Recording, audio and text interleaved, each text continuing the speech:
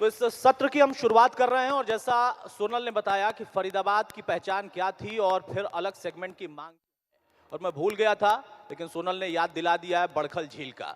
सीमा जी, बड़खल झील में अभी तक पानी आया नहीं है। मैम माइक ले ले। बड़खल झील में जल्द पानी आ जाए। तारीख तारीख आसपास तो बोलो मुझे आप कुछ। लगता है तारीख तो उनकी याद रखनी चाहिए जिन्होंने इसे सुखाया।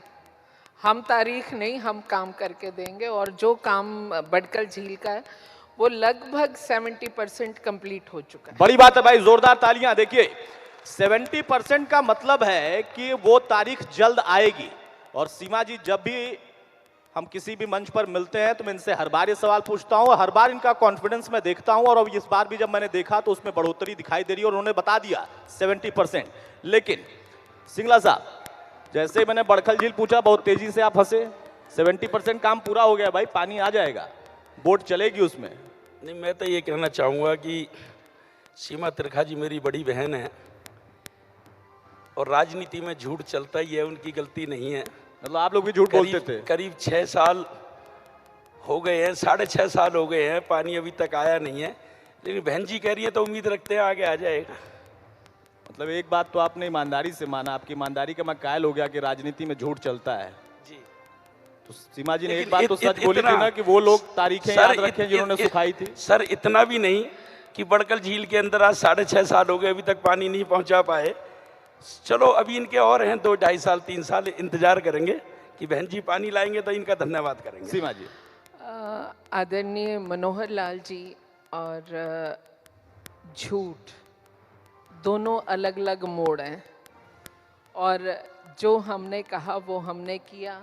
उसका उदाहरण मैं आपको देती हूँ कि मेरी ही विधानसभा से लगभग 40 से 50 साल तक नेतृत्व देने वाले एक बड़े हैं मेरे से उम्र में बहुत जी, और वो जिस कॉलोनी में रहते थे वो 50 साल तक पराधीन रही, नगर निगम के अंतर्गत नहीं आ सकी। हाँ। और उस कॉलोनी को सैनिक कॉलोनी बोलते हैं और उसको स्वाधीनता दिलाने का काम इसी शहर की बेटी ने आदरणीय मनोहर लाल जी और अपने सांसद कृष्ण पाल जी के माध्यम से किया।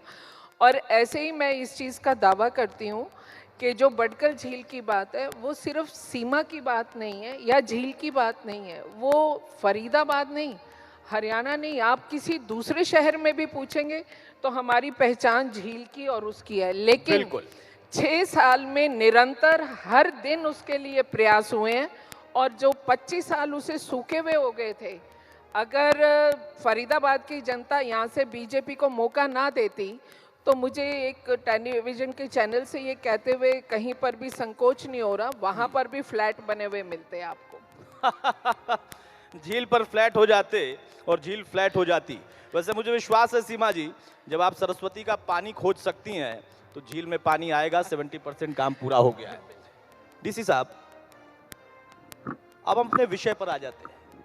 अलग सेगमेंट की बात क्यों होती है फरीदाबाद के लिए, या क्यों होना चाहिए, और आप कैसे इसको देखते हैं अपने क्षेत्र में, और उस पर आप क्या काम कर रहे हैं, कैसे काम कर रहे हैं, कितना प्रतिशत आपने बढ़ोतरी उसमें की है, और भविष्य की वो तमाम योजनाएं हैं, सरकार की योजनाएं आपके जरिए धरातल पर जो उतरेंगी। अगर एनसीआर क्षेत्र की बात करें तो आप जी बोलें बोलें। तो फरीदाबाद सबसे महत्वपूर्ण शहरों में से एक रहा है। और आज सुबह एक फंक्शन हुआ जिसमें इस समाज के विभिन्न क्षेत्रों के लोग जुटे और ये बताया गया कि ये शहर, यहाँ मन से भी बताया गया कि हरियाणा के विकास में ही नहीं देश के विकास में एक बड़ा विशेष दर्जा रखता है। अगर विश्व विख्यात इंडस्ट्रीज़ की बात करें तो आपको फरीदाबाद के अंदर मिलेंगी। अगर विश्व विख्यात लोगों की बातें करें तो यहाँ पर आपको रहते हुए मिलेंगे। बड़खल लेक की सबसे पहले आपने खुद बात की जो हमेशा से ही इतनी प्रसिद्ध रही है। जी। सूरजकुंड मेले की बात करें तो वो यहाँ पर है। तो इस एनसीआर का इतना महत्वपूर्ण शहर है ये, और आने वाले समय के अंदर ये फिर से लीडरशिप लेकर आगे बढ़ेगा, ऐसा प्रयास हम लोग कर रहे हैं। कोरोना के काल की बात करें, आज भी हम उस एज में जी रहे हैं। इस शहर ने लोगों को ये बताया कि किस तरह से समाज और यहाँ के लोग और यहाँ की वाइब्रेंट सोसाइटी, सरकार और समाज मिलकर किस तरह से इतनी बड़ी बीमारी को बड़ी आसानी के साथ पार पाते हैं।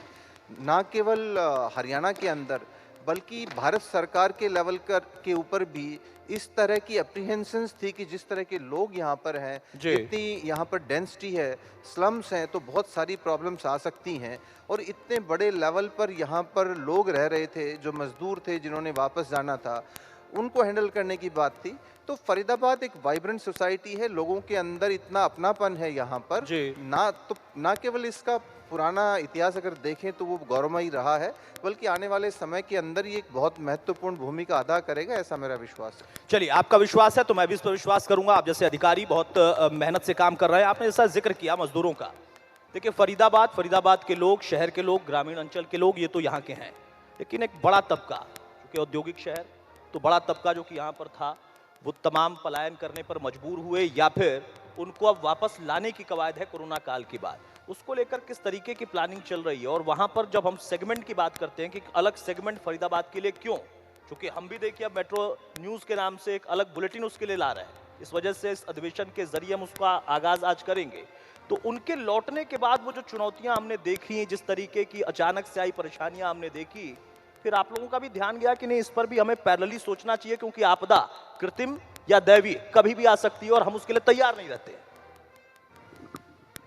बहुत सारे मजदूर जाएंगे ऐसा एक वक्त पर लगता था।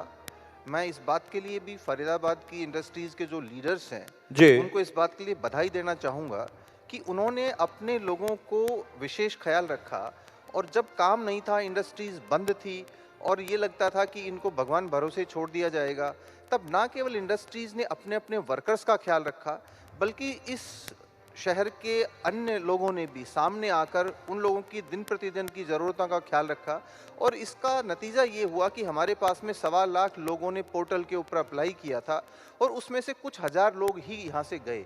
और रिवर्स माइग्रेशन इतना जल्दी शुरू हो गया, लोग वापस आने शुरू हो गए। हमने जो ट्रेन्स और बसेस की बुकिंग करवाई थी वो भी जी। हमें कैंसिल करनी पड़ी, तो बहुत ज़्यादा माइग्रेशन यहाँ से नहीं हुआ। हालांकि एक वक्त ऐसा था जब यहाँ पर काफ़ी लोग सड़कों पर नज़र आते थे, लेकिन वो दिल्ली की तरफ से जो लोग बाहर निकलना चाहते थे, उन्होंने फरीदाबाद को एक कॉरिडोर के तौर पर चुना, उसमें लोग ज़्यादा थे, जी। तो उस तरह की कोई प्रॉब्लम नहीं हुई। अलग सेगमेंट इसलिए मैं कहता हूँ कि ये बहुत ज़रूरी है और आप लोग जो आए हैं उसका कारण भी है।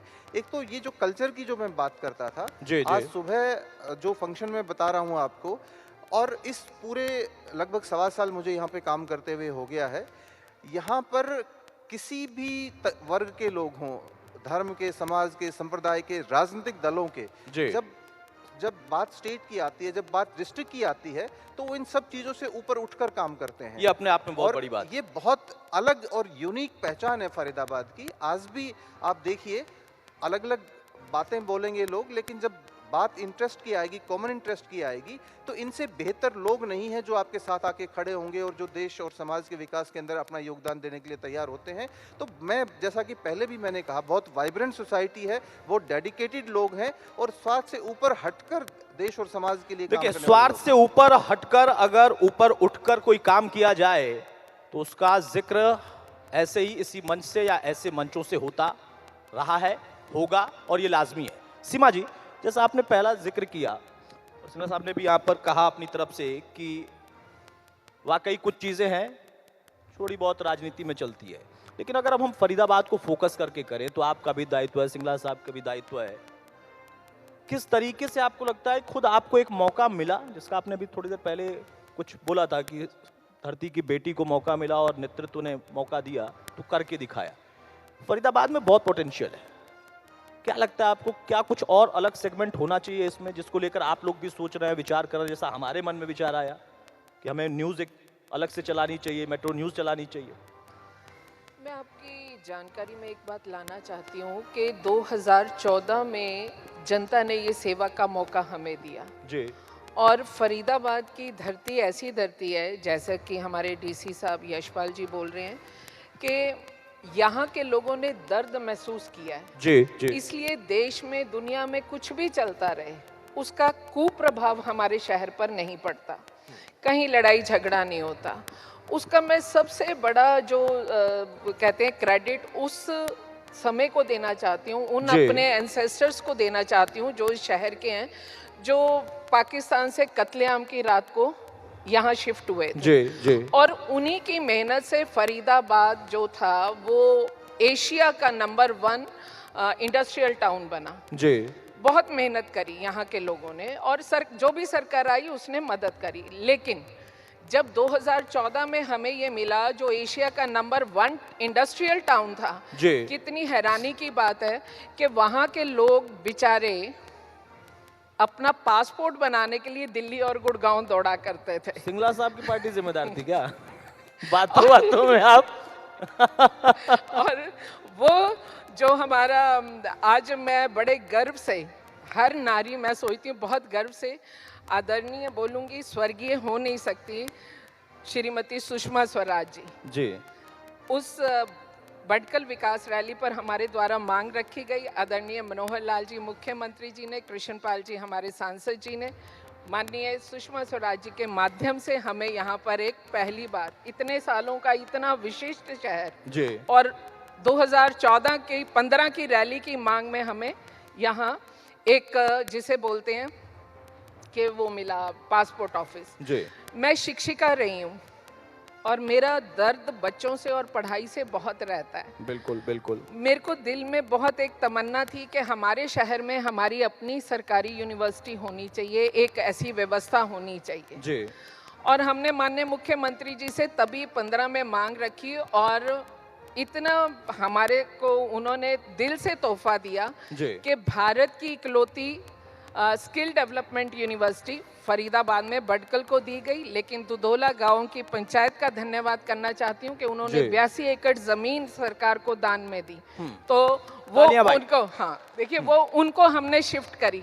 लेकिन माननीय मुख्यमंत्री जी का पुनः धन्यवाद करना चाहती हूँ कि वो अपनी बात पे कायम रहे, और आज जिस कैंपस में हम कार्यक्रम कर रहे हैं इसके लिए 78 एकर्स ऑफ लैंड भाकड़ी गांव में सुनिश्चित कर दिया गया है, ताकि गुड़गांव के बच्चों को भी सुविधा हो, पलवल के बच्चों को भी हो, और ट्रेन मेट्रो हमारी फरीदाबाद वहाँ से शहर और ग्रामीण दोनों को एक दोनों कर- को, दोनों और- के लिए बराबर हक है। बराबर ये आपका- हक है। गुड़गांव वाले आएंगे, फिर हमारी मेट्रो जो ट्विन सिटीज की कनेक्टिविटी बनेगी वो जी। वहां से निकलेगी। इसके अलावा नाहर सिंह स्टेडियम सबने देखा है, हमने ये देखना होता है कि हमें कोई चीज किस हालात में मिली और हमने 6 साल में उसे बिल्कुल, कहाँ तक बिल्कुल, पहुंचाया। बिल्कुल। और इसके अलावा फरीदाबाद में अपना सब डिवीजन भटकल को एक दिया गया। फिर जी। मैं अगर बोलूं तो अपने आप में पूरे हरियाणा में बिल्कुल डिफरेंट किस्म से भटकल विधानसभा में पीपी मोड से बस स्टैंड बन रहा है। जी कितने स्कूल्स की अपग्रेडेशन की गई। उसके अलावा ये पहली सरकार है जिसने पंचवर्षीय योजना में 22 कॉलेजेस, जी। बल्कि 22 से ज्यादा बेटियों और बेटों के लिए खोले। मुझे बताइए कि हम कहाँ पर हैं। और मैं ये बात भी साथ साथ कहना चाहती हूँ फरीदाबाद को खास तौर से, जी कि फरीदाबाद में जहाँ ESI मेडिकल कॉलेज बना और माननीय मनोहर जी के नेतृत्व में शुरू हुआ, जी जी और वहीं पर एक दूसरा कॉलेज भी सरकार ने इस शहर को 2 दे दिए। और इसके अलावा सड़क के लिए मतलब लबुल अब ये मानूं कि हम जिस पर जिक्र कर रहे हैं कि अलग सेगमेंट क्यों, तो आपकी सरकार के दौर में आपके रहते हुए वो वाकई वो चल रहा है कि हाँ, हरियाणा के साथ साथ फरीदाबाद को भी एक अलग सेगमेंट के हिसाब से प्रोग्रेस में आप ला रहे हैं। बिल्कुल। सिंगला साहब, आप सहमत हैं बहन जी की बात से, या थोड़ी बहुत राजनीति करते हुए उस पर आएंगे कि हाँ, क्योंकि इन्होंने कहा मुझे जहां आप छोड़ा पूरा- था वहां से हमने मुझे बढ़ाया। आप अपनी बात पूरी करने का मौका देना। बोलिए। 2005 से 2014 तक कांग्रेस की सरकार रही, भूपेंद्र सिंह हुड्डा जी हरियाणा के मुख्यमंत्री रहे। हमने सपनों में भी नहीं सोचा था कि फरीदाबाद को metro, Badarpur flyover, Badkal double line पुल, underpass Rajiv Gandhi, underpass Malerna, Sohna bypass, Kaili bypass, IMT, medical college, medical hospital, ये सब चीज़ें जो ऐसी उपलब्धि है जो हमारे बिजनेस से, व्यापार से, नौकरी से, रोजगार से जुड़ी हुई हैं, ये सब चीज कांग्रेस की देन है, भूपेंद्र सिंह हुड्डा जी की देन है। उससे अलग हटके मैं एक सवाल बहन जी से करूंगा। रोज पत्थर लगाना, उद्घाटन करना, किसी उद्घाटन के पत्थर को हटा के बदल के अपना पत्थर लगाना, वो चीजें नहीं। मैं ये पूछना चाहूंगा कि स्मार्ट सिटी के नाम पे फरीदाबाद के अंदर क्या कोई पुल आया, स्टेडियम आया, अंडरपास आया, बाईपास आया, कोई स्कूल अपग्रेड हुआ, कोई मेडिकल कॉलेज आया, कोई IMTI, कोई हॉस्पिटल आया? आज 3 नंबर वाला ESI हॉस्पिटल भी हमारी देन है, हमने फिनिश करके दिया था, लेकिन इन्होंने उसका खाली उद्घाटन करने का काम करा। तो मेरा तो ये है कि स्मार्ट सिटी के नाम पर पूरे फरीदाबाद को खोद के घेर दिया गया। 7 साल हो गए, गलियों में लोग चल नहीं सकते, जा नहीं सकते, बुजुर्ग गिर रहे हैं, साइकिलें गिर रही हैं, स्कूटियाँ गिर रही हैं, लोगों के हाथ पैरों में फ्रैक्चर आ रहे हैं।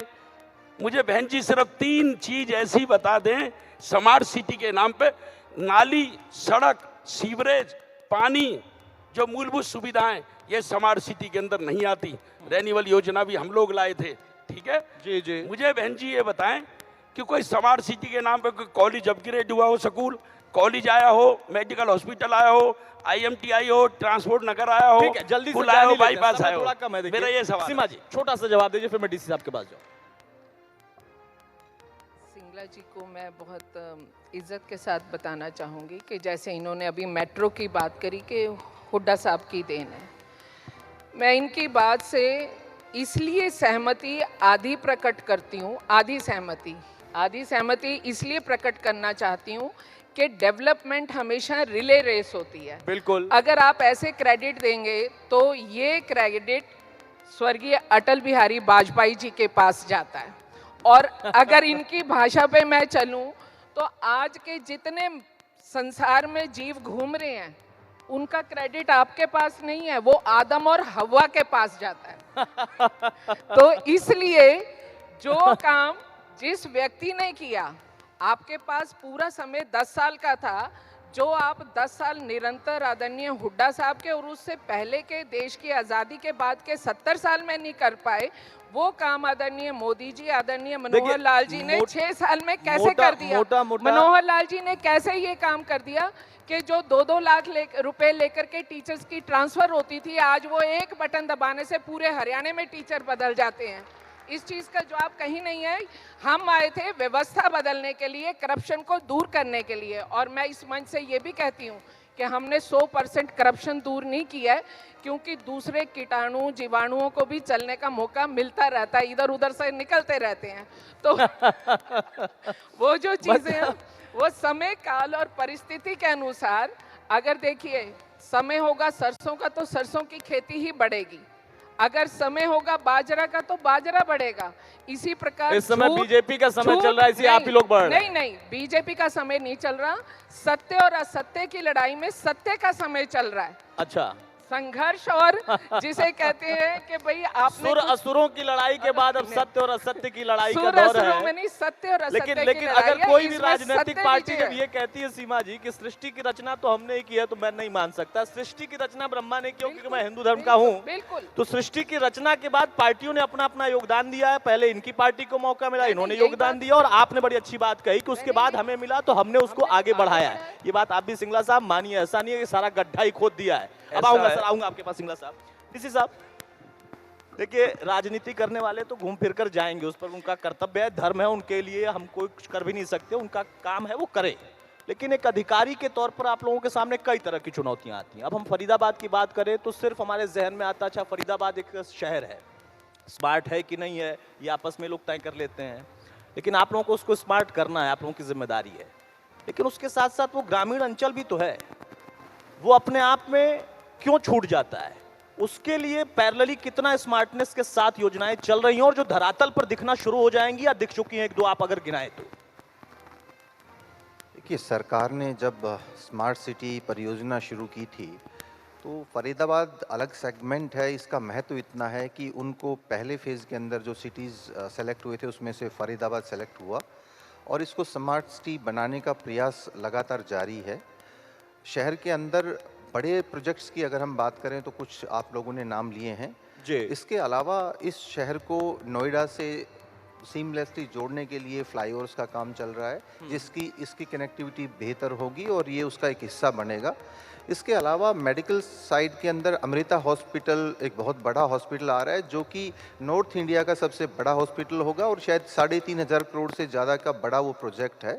छोटे छोटे प्रोजेक्ट्स की बात करें तो एक लंबी फेर हस्ती है जी जी। लेकिन गवर्नमेंट के लेवल पर ना केवल शहर को कोऑर्डिनेटेड वे से चलाने के लिए जो वर्तमान में एजेंसीज काम कर रही हैं उनकी स्ट्रेंथनिंग के ऊपर काम कर रहे हैं, बल्कि Faridabad metropolitan development authority FMDA जो GMDA गुड़गांव के अंदर बनी थी, उसी तरह की एजेंसी यहाँ पर आ रही है ताकि आपस में बेहतर कोऑर्डिनेशन हो, डेवलपमेंट बेहतर तरीके से हो सके।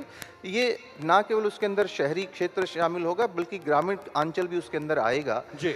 आज अगर हम ग्रामीण क्षेत्र की बात करें तो फरीदाबाद में ऐसा स्पष्ट तौर पे कहता हूं कि शहर से कहीं बेहतर परफॉर्म कर रहा है, चाहे वो स्वच्छ भारत मिशन का कार्य है, चाहे बाकी कार्य है। ग्रामीण अंचल आज मुझे लगता है शहर से बेहतर परफॉर्म कर रहा है। देखिए भाई, इस पर तालियां। ग्रामीण अंचल बेहतर परफॉर्म कर रहा है योजनाओं की वजह से और वो आगे तेजी से बढ़ रहा है। तो फरीदाबाद पूरा जिले की अगर हम बात करें तो डिफरेंट एजेंसीज के माध्यम से और सरकार की तरफ से जो मदद की जा रही है उसकी मदद से मुझे उम्मीद है कि ये जो आने वाला साल होगा ये एक नया साल होगा फरीदाबाद के अंदर, और उसके अंदर बहुत सारी समस्याओं का समाधान होते हुए आप देखेंगे और शहर वास्तव में स्मार्ट सिटी की तरफ बढ़ता हुआ नजर आएगा। चलिए, बहुत बढ़िया बात है। समय थोड़ा कम है, अब इस सेशन को हम यहीं खत्म करेंगे, लेकिन सिंगला साहब आप कुछ कहना चाह रहे थे? बहुत कम समय सर।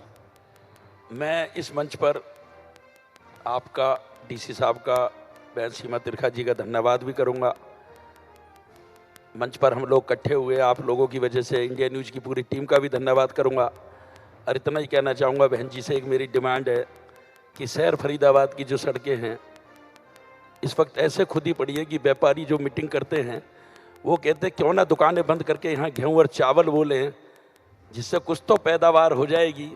तो बहन जी से मेरी ये है कि 7 साल हो गए लोगों को शहर की सड़कों का बुरा हाल हुआ पड़ा है, जाने का रास्ता नहीं है, हो सके तो इन सड़कों को ठीक करा दें। मैं बहन जी छोटा सा जवाब। सीमा जी, फरीदाबाद शहर एक समरसता का पूरे भारत में उदाहरण है, और वो समरसता सिर्फ भाईचारे के नहीं, राजनीतिक दलों में आपसी भी है। जिस वक्त हम ये काम करा रहे हैं, जैसा कि भाई ने कहा, स्मार्ट सिटी को 7 साल हो गए खुदे हुए। स्मार्ट सिटी 2016 में आई, अभी 3 साल हुए। और उसके अलावा मैं ये भी बात कहना चाहती हूँ कि देखिए, अगर किसी ने कमी छोड़ी ना हो तो दूसरे को पूरी नहीं करनी पड़ती और मौका भी नहीं मिलता। तो जिस चीज का मौका इन्होंने हमें दिया, हम इनकी आत्मा को पूरी तरह से संतुष्ट और खुश करेंगे। और इसके साथ साथ मैं आप लोगों के फरीदाबाद के चैप्टर की बहुत शुभकामनाएं देना चाहती हूँ, बधाई देना चाहती हूँ। और इस शहर के विकास में, क्योंकि सिंगला भाई जो है बहुत मेहनती व्यक्तित्व है, हंसमुख भी है, अच्छे व्यक्ति हैं, और मैं चाहूंगी कि इनका साथ सहयोग लेकर के हम आगे बढ़ें। देखिए, अगर इस तरीके की बातें अगर राजनेता करते हैं ना तो वाकई खुशी होती है। बहरहाल, इस सेशन में हमने चर्चा की कि अलग सेगमेंट क्यों होना चाहिए फरीदाबाद का, और देखिए यहाँ पर चाहे वो सत्ता पक्ष से हो, विपक्ष से हो, राजनीतिज्ञ हो या फिर अधिकारी, उन्होंने बताया कि हाँ सेगमेंट की अलग जरूरत क्यों है और उस पर काम भी कैसे चल रहा है। सोनल। बिल्कुल, देखिए, एक हफीज़ बनारसी का शेर है कि जितने ऊंचे ख्याल होते हैं उतनी ऊंची उड़ान होती है। हम इस मंच से यही चाहते हैं कि इन ख्यालों की ऊंचाइयां बढ़ती जाएं और विकास की ओर फरीदाबाद अग्रसर होता चला जाए। अगले सत्र की हम शुरुआत करें, उससे पहले हम उन शिक्षकों और उन अधिकारियों को सम्मानित करना चाहते हैं फरीदाबाद के, जिन्होंने बेहतर काम किया है। मैं चाहूँगी कि DC साहब आप मंच पर रहिएगा और मैं सभी को बुलाना चाहूंगी मंच पर। सभी मेहमान मंच पे रहेंगे, एक एक करके आप नाम लेते रहे। Shrimati Ritu Chaudhary ji, DEO Faridabad, excellent work in education, Shikshit Haryana project. Shri Raj Bhatia ji, Aastha rotary से हैं, plasma donation and education initiatives. Shrimati Ritu Chaudhary ji, प्रशस्ति पत्र देकर सम्मानित कर रहा है इंडिया न्यूज़ हरियाणा आपको। श्रीमती रितु चौधरी जी, जोरदार तालियां। देखिए, सराहनीय काम पर तालियां जरूर बजनी चाहिए, हौसला बढ़ाती हैं, हिम्मत बढ़ाती हैं। श्री राज भाटिया जी, आप मंच पर आइएगा, आस्था रोटरी से हैं, plasma donation and education initiative. Shri Raj Bhatia ji, Raj Bhatia ji हमारे बीच नहीं पहुंचे हैं। चलिए, श्रीमती बलबीर कौर जी, BEO फरीदाबाद, जोरदार तालियां देखिए बजाइएगा। श्रीमती बलबीर कौर जी आप मंच पर आइएगा। इंडिया न्यूज हरियाणा आपको सम्मानित करता है। दीपेंद्र चौहान जी एपीसी फरीदाबाद मंच पर आइएगा। दीपेंद्र चौहान जी एपीसी फरीदाबाद, जोरदार तालियां बजाइए। देखिए जिन लोगों ने सराहनीय काम किया है उनको आज सम्मानित कर रहा है इंडिया न्यूज हरियाणा। सतिंदर सरोत जी प्रिंसिपल हैं जीएसएस सेक्टर 55 के। सतिंदर सरोत जी, तालियां बजती रहनी चाहिए। देखिए हौसला हिम्मत बढ़ाती हैं तालियां और एक अच्छी एक्सरसाइज भी है। राजेंद्र मेहता जी प्रिंसिपल जीएसएस फरीदाबाद। राजेंद्र मेहता जी आप मंच पर आइए। राजेश कुमार जी मैथ्स लेक्चरर हैं एनआईटी 3 से। राजेश कुमार जी, जोरदार तालियां बजाइएगा राजेश कुमार जी के लिए और हम उम्मीद करते हैं आप इसी तरीके से बेहतरीन काम करते रहें। सरिता Yadav ji political science lecturer हैं सेक्टर 21D से। सरिता यादव जी मंच पर आइए। तालियां बजाइएगा सरिता यादव जी के लिए।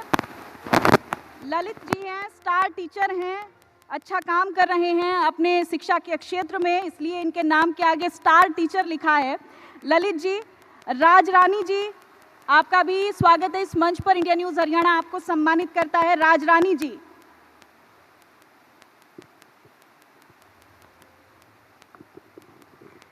गजेंद्र जी आपको मंच पर आमंत्रित करते हैं।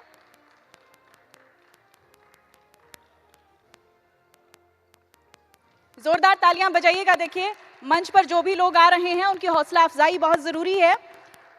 गजेंद्र जी। अमित जैन जी आपको मंच पर बुलाना चाहेंगे।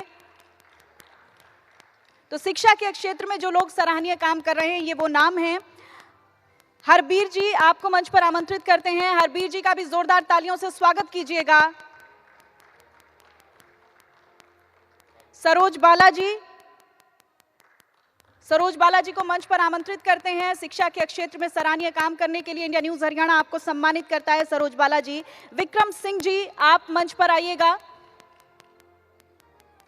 सरोज बालाजी के लिए जोरदार तालियां बजा दीजिए। विक्रम सिंह जी आप भी मंच के आसपास ही रहिए, देखिए समय की कमी है।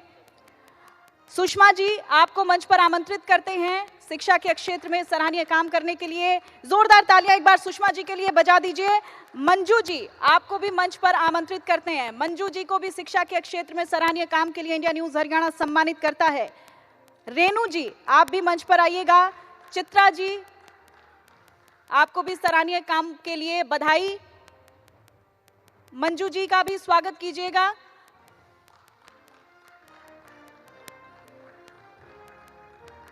रेणु जी को भी उनके सराहनीय काम के लिए सम्मानित करता है इंडिया न्यूज हरियाणा।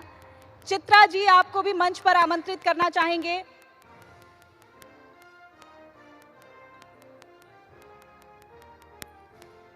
चित्रा जी को भी मंच पर आमंत्रित करते हैं सराहनीय कामों के लिए। देखिए तालियां बजाइएगा। जो लोग शिक्षा के क्षेत्र में सराहनीय काम कर रहे हैं उनको आज हम सम्मानित कर रहे हैं।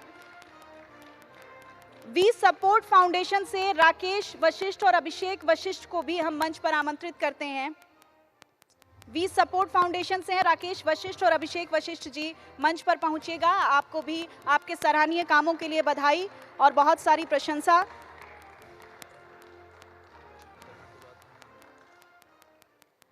श्री मुकेश मुंजाल जी हैं, चेयरमैन हैं एजुकेशन ट्रस्ट एनजीओ से, और उनके बिहाफ पे अंकुर जी उनका प्रशस्ति पत्र लेंगे। अंकुर जी का मंच पर स्वागत है। मुकेश मुंजाल जी को बहुत बहुत बधाई। अंकुर जी आप मंच पर आइए। मुकेश मुंजाल जी के सराहनीय कामों के लिए आज वो नहीं पहुंच पाए तो अंकुर जी उनका प्रशस्ति पत्र ले रहे हैं। रोहित जैन जी हैं शैल फाउंडेशन से, डीपीएस फरीदाबाद। रोहित जैन जी का भी हम मंच पर स्वागत करते हैं। और अब मैं रंजना मेहता जी को बुलाना चाहूंगी सराहनीय कामों के लिए। रंजना मेहता जी आपको इंडिया न्यूज सम्मानित करता है। जोरदार तालियां रंजना जी के लिए बजाइए।